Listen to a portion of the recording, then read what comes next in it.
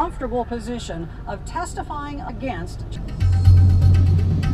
This past weekend, I found myself in Columbia, Missouri, home of Mizzou, college students, and, as it turns out, some very serious coffee. College towns are usually a safe bet for good coffee. So I pulled up Google Maps, searched for the most interesting looking cafes, and went full caffeine detective on 3 of them.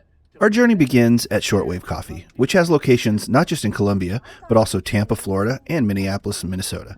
I visited their new bakery space, which is still under construction, but also giving off some major Scandis chic meets Midwest ambition vibes. Think blonde wood, clean lines, and more seating options than a wedding reception. The staff? Super friendly, and they knew their stuff. One of the baristas casually dropped the fact that they roast their own beans just up the street at the alley location using a San Francisco roaster, which sounds like a roaster, but also maybe a jazz band. I went with my usual single shot of espresso and an iced Americano. Both were solid. Next up was Acola Coffee Company on 10th Street. This building is basically a coffee shop maze. Every corner, hallway, and outdoor patio feels like a new opportunity to either read a book or eavesdrop on someone else's therapy session. They serve beans from Onyx Coffee Lab in Bentonville, Arkansas, which is like being the Beyonce of third wave coffee. The space is also home to Eat Crepe Love, a name so good I would have gone even if they were serving instant coffee and frozen waffles. I didn't try the crepes, but I respect the pun. And now, the coffee?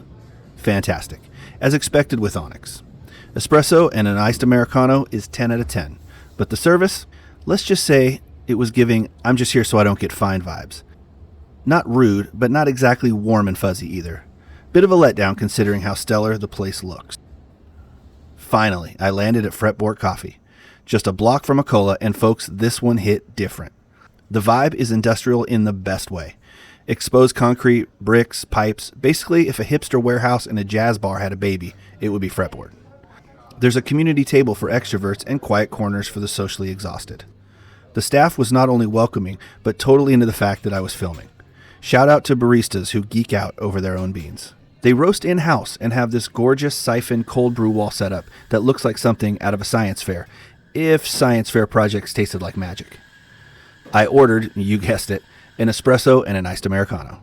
The espresso was smooth and rich. The cold brew, nutty, balanced, and totally worth writing home or Yelp about. Here are some final thoughts. If you find yourself in Columbia, Missouri, all 3 spots are worth a visit. Here's how they stack up. The best overall vibe and barista energy goes to Fretboard. Best coffee, thanks to Onyx, and outdoor seating goes to Acola. And the best indoor seating and take-home beans goes to Shortwave. Well, that's a wrap for this episode. Until next time, stay caffeinated, stay curious, keep brewing, and hold fast to what is good.